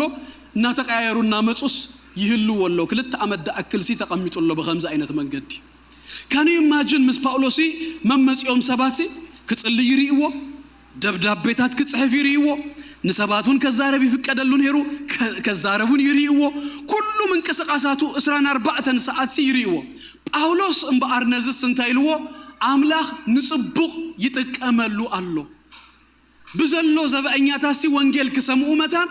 ብዛዕባ ክርስቶስ ከም ተአሰርኩ ክሰምዑ መታንሲ እግዚአብሔር ይጥቀመሉ ሎ ይልዎ ከምቲ ኣብ ዘፍጥረት ምዕራፍ 50 ዮሴፍ እቶም ያህዋቱ መጽዮም ያቆም ምስሞተ ሕጅስ ሪቨንጅ ክገብር ከጥቃአና ይገለ ክገብረና ኢሎምሲ ንዮሴፍ ምሰዛረቡ ዮሴፍ ግን ከምዚልዎ ንስኻትኩም ንክፍአይ ገበርኩም አምላክ ግና ንአኻትኩም ክምግብ ንጽቡቅ ጌርዎ ኢልዎም ክብረና አምላኽና ይኹን ከድህን መታ ንህዝቡ ከድህን መታንሲ ንጽቡቅ ለዊጥዎ ንጽቡቅ ጌርዎ ጳውሎስ ድማስ እዚ ማእሰር ተይዝስ አምላኽ ንጽቡቅ ለዊጥዎ ብዘሎ ሰፈር ዘብአኛታሲ ወንጌል ክሰሙስ ኮይኖም ኣብ ተሐድሽ ትርጉም ዘንበብኩልኩም ቤተ መንግስቲ ዝህሉ ወተሐደራት ይዝብሉ እዚኦም ተራ ወተሐደራት አይኮኑን ቤተ መንግስት ዝህሉ ወተሐደር ነት ቤተ መንግስት መፈንቅለ መንግስት ይሁን ንምቅታል ይሁን ንገለስ ቀረባይ ስለዚህ ምሩጻት ሰባት እዮም ምሩጻት ወተሐደራት እዮም አቡ ድግበሩ ስለዚህ ዞም ኢሊት ድኾኑ ሶልጀርስ ኣብቲ ቤተ መንግስት ድህሉ እዮም ንጳውሎስ ድህሉ ወዝነበሩ ኣብሮም ክርስቲያናት ኣለው ግን ናብዚኦም ንምእታውሲ እድል ኣይነበሮምን ኣምላክ ግና ነዚ ተጠቂሙሉስ ነዚኦም ዘይብጽሑ ዝመስሉ ሰባሲ ክብጽሑ መታን ወንጌል ክሰምዑ መታንሲ እግዚአብሔር ተጠቂሙሉ ይልዎም ኢየሱስ ክርስቶስ ጎይታይ አረ ኢየሱስ ጎይታይ ሕጂ መልእክት ክመጽእ ከሎስ ሰምታይስ ከሙ ጌርና ይንርድኦኒና ጳውሎስ ገና ዝደሃነሉ ጊዜ እዩ ስመይ ክትስከም ኣብ ቅድሚ ነገስታት ድማ ብዛዕባይሲ ክትምስክር ኢኻ ገለ ኢሉወል ግን ኣነ ኣብ ቅድሚ ነገስታት ከመይ ገይሩ ከምዝኣቱ ግን ይፈልጥ ኣይነበረን ምናልባት ከም ሰብ ክንሓስቦ ከለና ምናልባት ሊመዚን መጽኡ ገለስ ብሰረገላታት ገለና ቤት ንጉሲ ድጽዋዕ ይመስል ይኸው ግን ናይ ኣምላኽ ኣሰራርሓስ ከመይ ነይሩስ ጳውሎስ ተኣሲሩ በመንገድ ማእሰርቲ ገይሩስ ገና ኣብ ቂሳርያ እንከለውን ንበዓል ፊስጦስ ንበዓል ፊሊክስ ኣብ እዚኦም ዲግኒተሪ ሰባት እዮም ኣብ ቅድሚኦም ሲ ወንጌል ነጊርዎም ተሓደሞ በቃ እኮ ክርስቲያን ክትገብረንስ ምንም አይተረፈካን ዝብሎስ ኣብጽሕዎ ስለዚህ በዚ መንገድ ዝስ ወንጌል ይስበኽ ስለዘሎስ እቲ ማእሰርተይ ትዝወርደን ዘሎ መከራስ ንምስፋሕ ወንጌል ይጠቅም ከም ዘሎስ ክትፈልጡ ይደሊ ያለሁ ይልዎ ናቱ ድማ ናይ ህይወቱ ከም ዝበልኩኹም ቀዳማይ ስራሕ ቀዳማይ ተልእኮ ናቱ ዋና ነገርሲ እቲ ናይ ወንጌል አድቫንስመንት ናይ ክርስቶስ ወንጌል ምስባኽ ስለዝኾነስ በቲ ማእሰርቱን ወንጌል ስለዝስበኽ ዘሎስ በዚ ቁጥር 18 ይሕጎስ ኣለኹ ቤት ማእሰርቲዩ ግን ይሕጎስ ኣለኹ ገናውን ክሕጎስ ይሁን ኢሉ ወሲኹ ኸማል ትዝበጽሖ ጽቡቕ ኣይኮነን ናአምጻና ኢልና ንምንዮ ነገር ኣይኮነን ነገር ግን እቲ ኩነታት ምስ መጸስ ናይ ጳውሎስ ምላሽ ግና ወንጌል ክስበኽ መታን ክርስቶስ ክስበኽ መታን አምላኽ ይጥቀመሉሉ አነ ድማ በዚ ሕጉስ እዩ ክብርና አምላኽና ይኹን ክብርና አምላኽና ይኹን ተኻልኣይ ድማ ንምስፋሕ ወንጌል አምላኽ ድተጠቀመሉሲ እንታይ ዝብለና መስለኩም ካልኦት ተተባቢኦም ቁጥር 14 ዝበዝሁ ካብቶም ኣሕዋት ድማ እቲ ማእሰርተይ ኣብ ጎይታ ጸኒኦም ብዘይ ፍርሃት ቃል አምላኽ ንምንጋር ኣዝዮም ደፈሩ ኢሉ ንሱ ምስተኣስረስ ኣብሮም ዘለው ድማ ካልኦት ኣመንትስ ጸኒኦም ወንጌል ንኽዛረቡ ኣፎም ንኽኸፍቱ ምትባዕ ኮይነሎም ስለዚህ ሕጂውን እዚ ማእሰርተይሲ ጽቡቕ አምላኽ ሲጥቀመሉሎ ወንጌል ንምስፋኽ ከመይ ገይሩ ወንጌል ሰፊዩ ተሓደ ኩሎም ዘበአኛታት እቲ ወንጌል ሰሚኦም ኣሎ ኢልዎ ባይዘዌ ተሪኹም ቁጥር 13 ኩላቶም ይዝብላ ብዘለው ሕጂ ጳውሎስ ኤግዛጁሬት እናገበረ ኢለ ኣምኔ በመንፈስ ቅዱስ ተመሪሑ ዝጸሓፎ ስለዚህ ሓደ እኳ ከይተረፈ ካብቶም ዘበአኛታት ቤተ መንግስት ዝህሉስ ሓንቲ እኳ ከይተረፈስ ኩላቶም ሰሚኦም ኣለው ይዝብል ሕጂ ድማ ብዛዕባ ምእሳረይ ዝሰምዑ ካልኦት ድማ ክልተ ዓይነት ግሩፕ እዮም ዘለው ቶም ሓደ መጀመርያ ካብኦም ንጀምር እዞም የሕዋት ድማስ ጳውሎስ ምስተኣስረስ እዚኦም ወንጌሎም ብፍቕሪ ተደሪኾም ብፍቕሪ ሞቲቬትድ ኮይኖም ድሰብኩ እዮም እንታይ ክገብሩ ጀሚሮም ይብለና ብትብዓት ንወንጌል ክዛረቡ ጀሚሮም እንታይ ማለት እዩ ጳውሎስ ምስተኣስረስ ሐዋርያ ጳውሎስ ዝኣክል ኣብ ቤት ማእሰርቲ ምሰሎስ ነና ድማ ሕጂ let's fill the blank ነትባዶ ዘሎ ዝመስል ጋፕ ዘሎሲ ንምላ ነፍጠን ኢሎምሲ ተቢኦም ወንጌል ክሰብኩ ጀሚሮም ማእሰርቲ ኩል ጊዜ ማእሰርቲ ናይ ማእሰርቲ ኮንሰፕትሲ ንኽልተ ነገር እዩ ሓደ ነቲ ወንጀል ዝገበረ ጌጋ ዝገበረ ዝበሃልሲ መንግስትስ ክቀጽኦ እዩ ተኻልኣይ ድማስ ነቲ ብደገ ዘሎ ካልእ ድማሲ ኣፈራሪሁ ኣብ መስመር ከእትዎ መታን ድገርመኩም ግን ኣብ ወንጌል ብዝመጽእ ግን ካብ 2000 ዓመት ጀሚሩ ማእሰርትስ ንወንጌል ደው ኣቢልዎ ኣይፈልጥን ሰባት ክእሰሩ ከለውስ ወንጌል እንዳሰበኹ እንድሕር ተዓሲሮምሲ ንህናውን ከይንእሰር ተባሂሉሲ ናቹራሊ ከመይ ክግበር ዝነበሮ ግን ከመይ ኣይኮነን ማእሰርትስ መሊሱ እንታይ ዝገብሮ የፋጥኑ ጂም ኢሊየት ድበሃል ሓደ ካለ ሚሽነሪ ኣለዎም ኣብታ ዝበልኩኹም መጽሓፍ ጂም ኢሊየት ናይ ዊክሊፍ ዊክሊፍ ድባሉ ባይብል ይትርጉሙ ሚሽነሪውን ድማ ድልኡ ኾዮም ኣብ ኢትዮጵያ ኣብ ኤርትራውን ኣብ ኤርትራ እኮ ሕጂ እንድኢ ኣብ ኢትዮጵያ ገለ እውን ክሳብ ሕጂ እውን ኦፊሳት ኣለዎም መጽሓፍ ቅዱሳት ብብዝሒ ዝተርጉሙን ሚሽነሪታት ድማ ዝልእኹ ኦርጋናይዜሽን ጅሚልየት ናይዚኦም ኦርጋናይዜሽን ልኡኽ እዩ ነይሩ እና ናብ ኮሎምቢያ ተላኢኾም ሓደ 4 ዝኾኑ እሱ ዝመርሖ ወዲ 28 ዓመት እዩ በዚ ግዜ እዚ ካልኦት ድማ 3 ምስኡ ምስ ካልእ ማሕበረሰብ ተራኺቦም ደይፈልጡ ቅድሚ ከባቢ 100 ዓመት እዩ ዝብለኩም ዘለኹ ታሪክ ሰባሲ ወንጌል ክሰብኽ ከይዶ ናዞም ሰባት እዚኦም ኣብቲ ናይ አማዞን ጫካ ዝነብሩ እዮም ካብ ሲቪላይዜሽን ገለ ስሪሖም ዘለው እዮም ነዚኦም ወንጌል ክነብጽሓሎም መጽሓፍ ቅዱስን ብቋንቋኦም ክጽሓፍ ገለ ኢሎም ዝኸዱ እዮም እና መስከዱ ኣብቲ ቦቶኦም ካምፕ ገይሮም ክነብሩ ጀሚሮም ነቲ ቋንቋ ክፈልጥዎ ኢንተራክት ክገብሩ መጽሓፍ ቅዱስን ክጽሕፉሎም ወንጌል ድማ ክነግሩ መታ ነገር ግን ሓንቲ ለይትስ መጽኦም ነርባዕቲኦም አጥፊዮሞም ቀትሎሞም ዊክሊፍ ሪፖርት ክገብር ከሎ እዞም 4 ምስሞቱስ ካልኦት ክፈርሑ ይግባእ ምሽ ታይ ኮይኑ ግን ይብለኩም መስለኩም ናብ ዊክሊፍ ሚሽነሪ ሶሳይቲስ ኢንሊስት ዝገብር ቁጥርስ በእጽፈታት ወስዩ ወንጌልና በማዕሰርትስ ደውዝ ብላ ይኮነን በሞት ደውዝ ብላ ይኮነን ኢየሱስ ጎይታይ ከሙን ተዘኸውን ነሩስ ቀደም ደው መበሉ ወኔሮም ነገር ግን ማዕሰርት ይምጻ ሞት ይምጻ እና ቀጸለ እና ወሰኸ እና ሰፍኸ ክሳብ ሐጂ ክሳብ ናባና በጽሁሎ ኢየሱስ ክርስቶስ ጎይታዩ ገናውን ድማ አይነት ተሐዝኒና ድቅጽል ድገይድ ወንጌልዮ አባና ዘሎ ኢየሱስ ጎይታዩ ዘይ እሰር ወንጌልዮ አባኸደሎ በልውለ ትዝበልኩ ኸማይትረሱ ነታ ሓደ ወገን ንቅንቅ አቢልኩም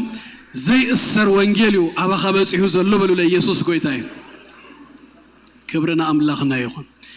ዳኒን ፍናን እንደማይሪኦም ኣለኹ ቋዳህን መጻኹም መርዓትን መርዓዊ እግዚአብሔር ይባረክ ክብርና አምላኽና ይኹን ስለዚህ እትቀዳማይ ምስተአስረ ጳውሎስ ነዘሞት ተሐድራት ወንጌል በጽሑ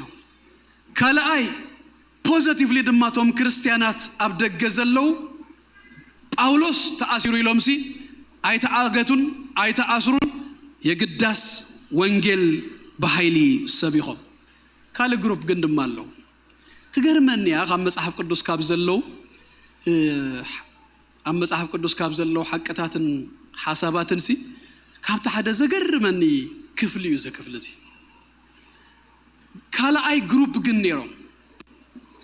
እዞም ግሩፕ ድማ ጳውሎስ ካብ ቁጥር 15 ክሳብ 17 ዝነግረና ንሳቶሙን ወንጌል ሰቢኾም እዮም ነቲ ወንጌል ድሰብክዎ ግን ይብለና ጳውሎስ በባእስዩ ብቅንእዩ ብሻራ ድማ እዩ በባእሲ ብቅንኢ ብሻራስ ወንጌል ይሰብኩ ኣብ ማእሰርተይ መሊሶም ማእሰርት ኹስኹኒ ጸበባ ኹስኹኒ ለምዮም ድሰብኩ ኢሉ ዞም ሰባት እዚኦም ብዛዕባኦም ብዙሕ ብዝርዝር እንታይነቶም ገለ አይነገረናን ግን ወንጌል ይሰብኩዮም ንክርስቶስ ይሰብኩዎም ኢሉና አሰባብኻ ሐቀኖኦም ግን ብጣዕሚ ጉጉይ በዚ ሰለስተ ሐቀናዮም ድሰብኩ ኢሉ ታሃንት ቅንያ ሕጂ ትክፍለት ባዕሉ ይነግረና ኣሎ ብዘሎ ዘብአኛታት ብዘሎ ወተሐደራት ናይ መንግስቲ ቤተ መንግስቲ ዝሕሉስ ብዛዕባ ማእሰርት ጳውሎስ ሰሚኦም ኣለዉ እጂ ጳውሎስ ይዝበሃል ዘሎ ኣብቲ ከተማውን ድማ እቶም አመንቲ ጳውሎስ ሐዋርያ ተአሲሮም ኢሎምሲ ወንጌል ከም እንደገናስ ክሰብኩስ ናሕሪ ወሲኾም ኣሎ በዚ ግን ዘይተሐጎሱ ሰባት ነይሮም ብቅንእስ ወንጌል ድሰብኩ ሕጂ እንድሕር ደይብካ ኩል ጊዜ ነዙውን አትራክት ከም ትገብር ክትፈልጦለካ ድቀንውን ክለአልዩ ጎን እናገበረስ ወንጌል ድዛረብ እንዳመሰለ ግን ድማ ንሐው ከውርድ ድደሊ ሰብ ድማ ሳይሳአን unfortunately ስለዚህ ጳውሎስ ብቅን እዮም ዝሰብኩ ብሻራ እዮም ዝሰብኩ ይሉ ብባዕስ እዮም ዝሰብኩ ይሉ ሕጂ እዚ ሁሉ ግን እንዳኾነ አይትስበኹ አይበሎምን ወይ ድማ ክግስጾም ንኦሙን አይትሪዮን ይኹም እዚ ሁሉ አይነት ነገራት አለዎም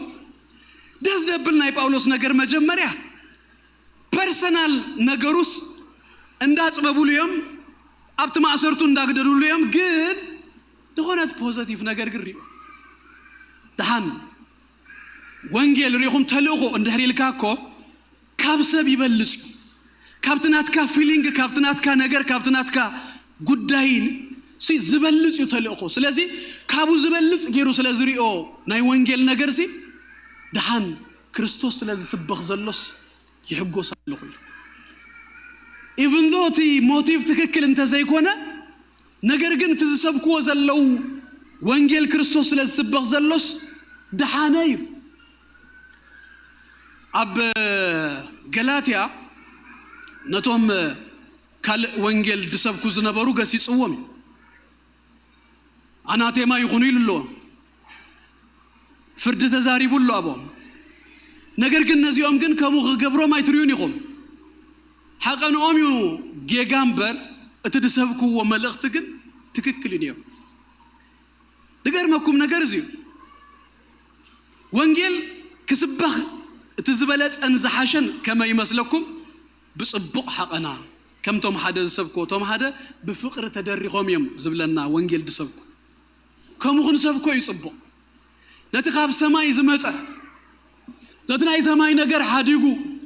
ፍቅሪ ግዲልዎ ናብዛ ምድሪ እዚኣ ዝመጸ ካብ ድንግል ማርያም ዝተወልደ ኣብ መስቀል ቀራንዮ ድማ ዝተሰቕለ ደሙ ዘፍሰሰ መስዋዕቲ ዝኾነ ኢየሱስ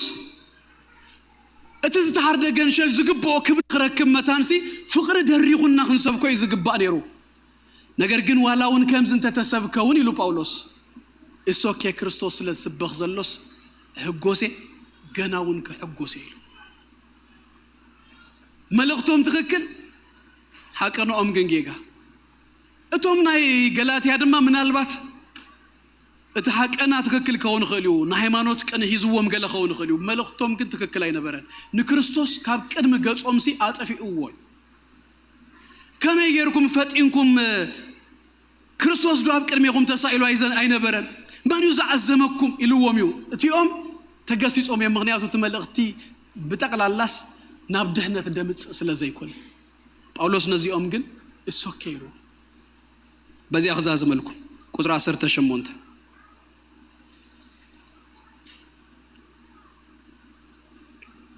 ካብ 17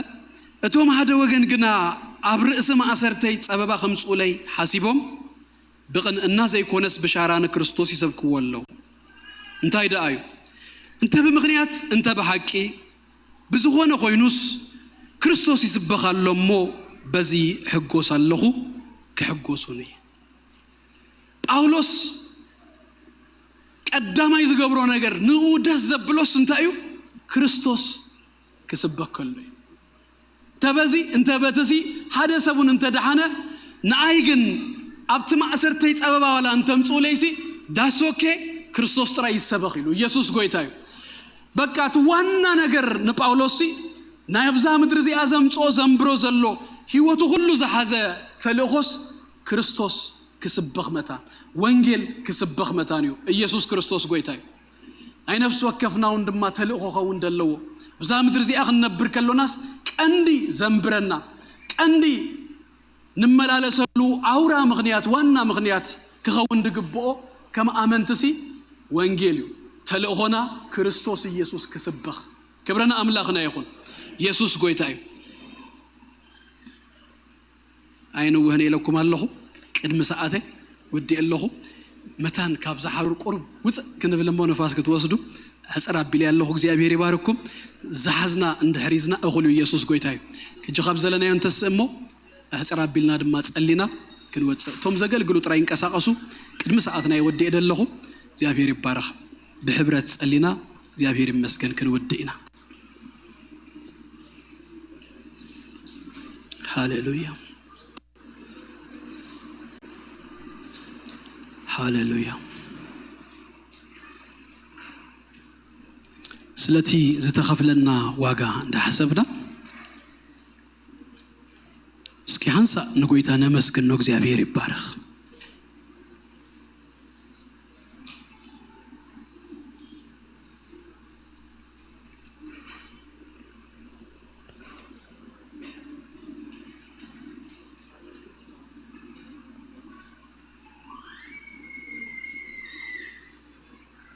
እግዚአብሔር ይመስገን ክልተ ነገር ክንገብሪና መሆን ወድኢና መጀመሪያ ሁላትና ዳጸለና خلنا ምናልባት መጀመሪያ ጊዜ ናብዝ ቢዮታ ዝመጸ ወይ ቅድመ ህጁን መጽይኹም ክትኮኑ ትኸሉ ግን ህይወትኩም ንክርስቶስ ኢየሱስ ዘይሓብኩሞ ሰባት እንተለኹም ናኻትኩም እድል ክህብደሊ ቅድሚ ዝመደብ ዝመጻውና ኩላትና እንዳጸለና እግዚአብሔር ይባረክ እንዳመስገንና خلونا እግዚአብሔር ይመስገን ከምዛ አይነት ሰባት እንተለኹም በንስሐ በእምነት ናብ ጎይታ ክትመጹ ትደልዩ ህይወትኩም ክትህብዎ ትደልዩ ሰባት ተለኹም ንምልክት የዳውኩም አሪዮንሞ በጸሎት ክንድግፈኩም መጣ ሃሌሉያ ሃሌሉያ ሃሌሉያ ኦሽ እግዚአብሔር ይባርክ ካሪ ካለሁ ካለ ሰቡን እንተሎ እግዚአብሔር ይመስገን ሃሌሉያ ሃሌሉያ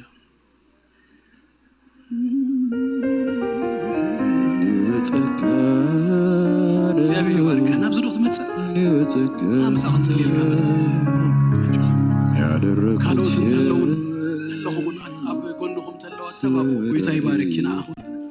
እግዚአብሔር ይባርክ እግዚአብሔር ይመስገን ስለመዳኒ ክብርና አምላክና ይሁን እንዲሁ በጸጋ የዳንኩት እንዲሁ በጸጋ እንዲሁ በጸጋ እንዲሁ በጸጋ ሳይከጽል ይሁን እግዚአብሔር ይመስገን ሃሌሉያ ጌታ ኢየሱስ ወልምሳይ መስግነካለሁ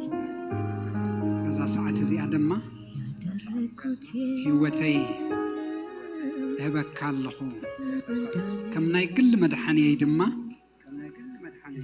يقبلكالله ጌታ ኢየሱስ ካብዛ ሰዓት እዚ አጀሚረ ንዓኻ ክስዕብ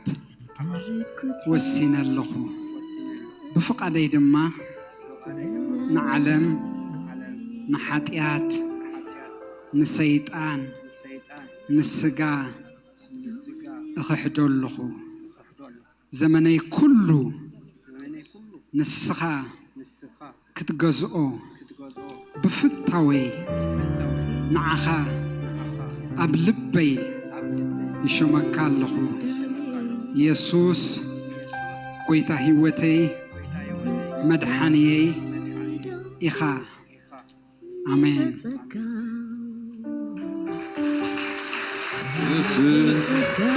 እግዚአብሔር ይመስገን ሁላትና ደማ ይዳውና ነዘርቅሞ ንጸልይ የለውም በኢየሱስ ክርስቶስ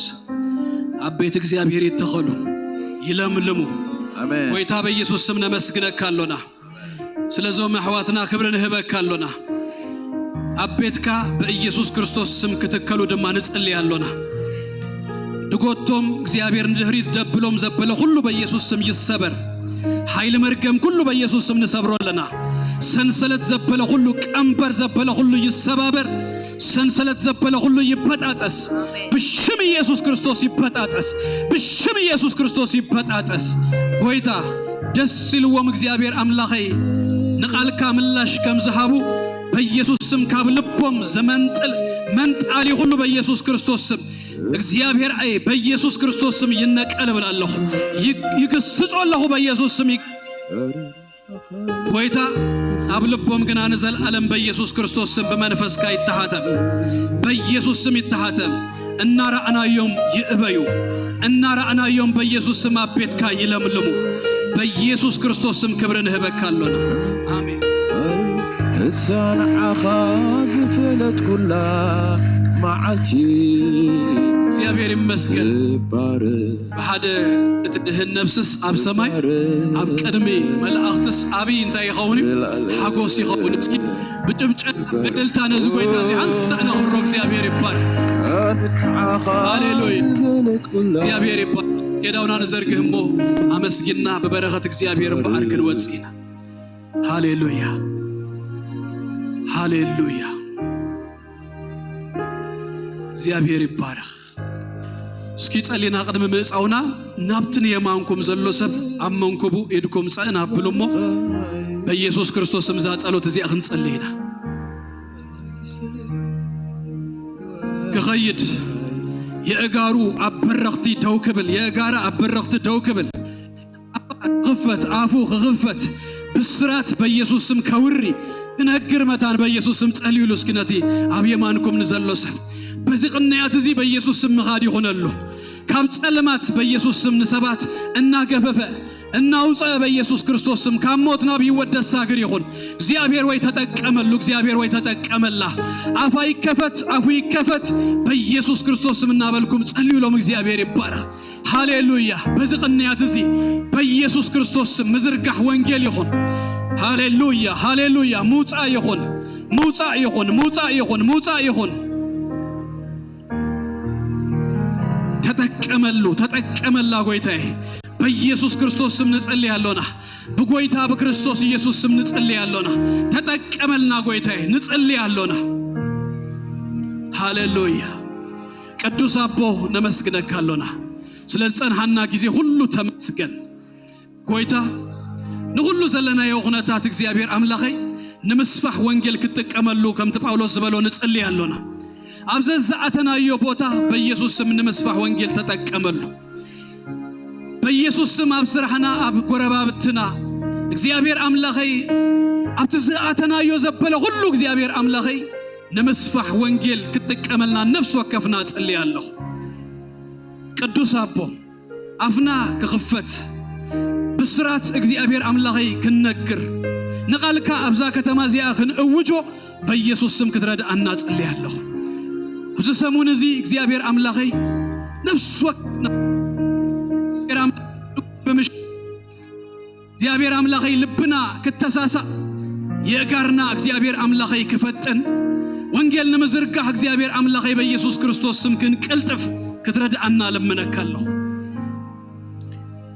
ምስቶም ሐቅ ዝደልይዋ ኮንፊውዥን እግዚአብሔር ዘአተዎም